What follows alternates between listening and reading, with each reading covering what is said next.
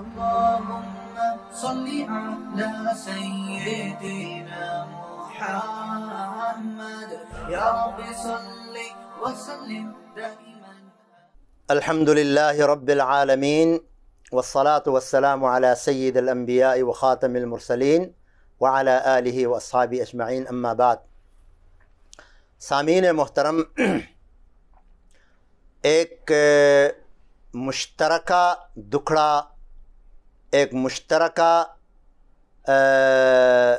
عمل جس سے اکثر والدین پریشان ہیں، وہ ہے بچوں کی طرف سے ان کا احترام نہ کرنا، بچوں کی طرف سے ان کو تکلیف پہنچنا اور بچوں کی طرف سے ان کا احترام نہ ہونا۔ آج تقریباً والدین جو ملتے ہیں وہ اسی بات کا روتے ہیں کہ جی میرا بچہ جو ہے میری بات نہیں مانتا، میری بچی میری بات نہیں مانتی ہے، بدتمیزی کرتے ہیں، زبان درازی کرتے ہیں، اور یہاں تک کہ ایک والد نے کہا، روتے ہوئے کہا کہ میرے بچے نے مجھ پر جوتا اٹھایا اور جوتے سے مارا مجھے۔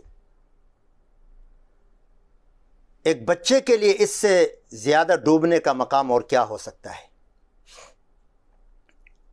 انسان اپنی جوانی، اپنا سرمایہ، اپنی صلاحیت ان بچوں کو پیدا کر کے ان کی پرورش پر لگاتا ہے، ان کی تعلیم کے لیے لگاتا ہے۔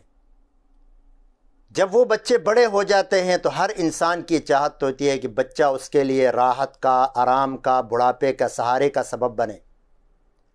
کوئی یہ نہیں چاہتا ہے کہ بچہ بڑا بن کر ماں باپ کے اوپر آرڈر چلائے، اس کو اپنے آرڈر کا تابع بنائے، ماں باپ سے امید رکھے کہ اب بھی ان کی خدمت کریں۔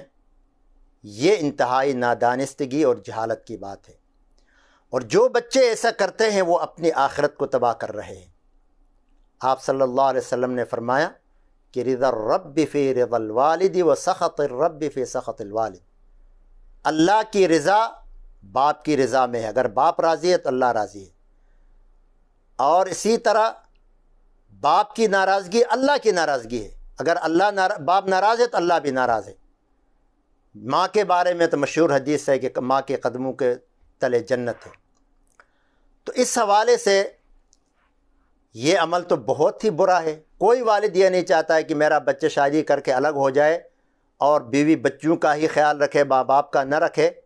یہ قیامت کی علامات میں سے بھی ہے۔ لیکن دوسری طرف دیکھنا یہ ہے کہ کیا اس کے اندر والدین کا بھی کوئی کردار ہے یا نہیں۔ بچہ جو اتنا بدتمیز بن گیا ہے، بچہ جو اتنا سرکش بن گیا ہے، اتنا خود غرض بن گیا ہے، کہیں والدین کا بھی اس میں ہاتھ ہے یا نہیں؟ اگر ہم انصاف سے دیکھیں تو تقریباً ایسے بچوں کے پیچھے والدین کا ہی ہاتھ نظر آتا ہے۔ ان کو بگاڑنے میں، ان کو اس حد تک پہنچانے میں والدین کا ہی کردار نظر آتا ہے۔ وہ کیسے؟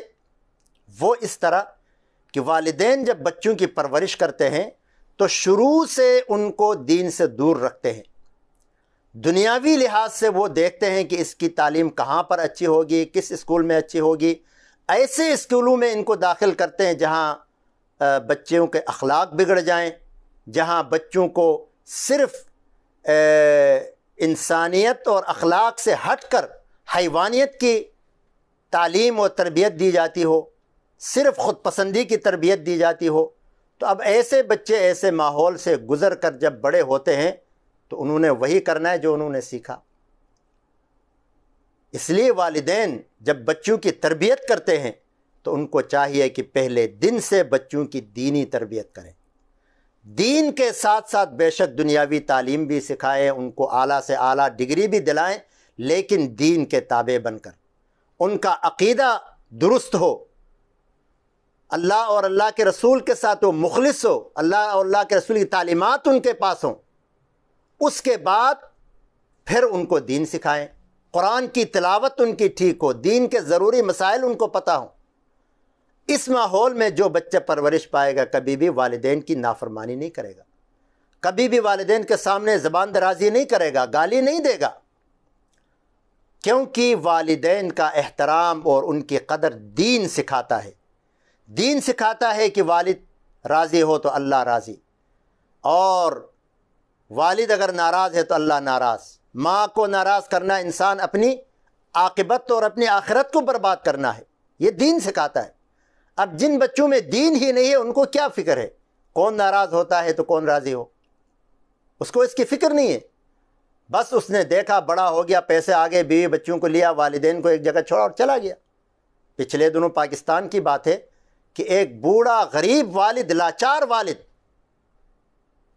میڈیا پر آ کر، فیس بک میں آ کر لوگوں سے کہہ رہا تھا کہ میرا بچہ جو ہے فلاں علاقے میں مجسٹریٹ لگا ہوا ہے، جج لگا ہوا ہے، لیکن ہمیں گھر سے نکال دیا ہے، ہماری خدمت نہیں کر رہا ہے۔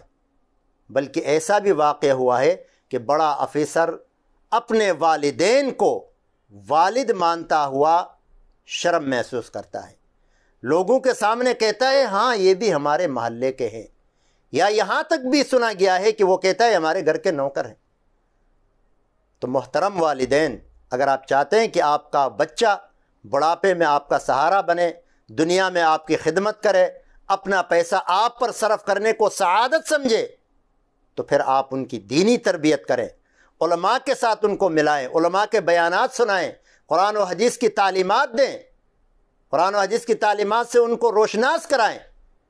اس کے ساتھ ساتھ اگر دینی دنیاوی تعلیم بھی دیتے ہیں، اعلیٰ ڈگری بھی دلاتے ہیں، تو پھر وہ نقصان دہ نہیں ہوگی انشاءاللہ، وہ پھر فائدہ مند ہوگی۔ لیکن اگر آپ ایسا نہیں کرتے ہیں تو جتنا وہ دنیا میں ترقی کرتا جائے گا اتنا ہی وہ بگڑتا جائے گا، یہاں تک کہ ایک جرنیل صاحب اپنے والد کو کندھا تک نہیں دیتا، دور بیٹھا ہوا، کرسی پر بیٹھا ہوا آرڈر چلاتا ہے کہ یہ کرو اور وہ کرو۔ کسی نے پوچھا بھائی آپ کا والد ہے یا ان کا والد ہے؟ تمہارا والد ہے، تمہیں جانا چاہیے، اٹھانا چاہیے، قبر پہ اتارنا چاہیے۔ کہتا نہیں مجھے موت سے ڈر لگتا ہے، مجھے میت سے ڈر لگتی ہے۔ تو اس کے پیچھے یقین جانے میرا اور آپ کا ہاتھ ہے۔ ایک بہت بڑا ڈاکٹر ہے، پتہ چلا اس کا والد، اور والد نے اپنا پورا سرمایہ اس پر لگایا، زمین بیچی، اعلیٰ تعلیم دلایا۔ اب اس ڈاکٹر صاحب نے باہر سے کوئی میم اپنے ساتھ لایا، اب میم صاحب کو ان والدین کا کھانسنا، گھر میں جلدی اٹھنا اور یہ حرکات اس کو بری لگتی ہیں، اس سے وہ تنگ ہوتی ہے۔ کہا کہ ان کو گھر سے نکال دو۔ ڈاکٹر نے میم کی بات سنی، والدین کو نکالا، اور والد مسجد، محلے کی مسجد میں چندہ مانگ رہے۔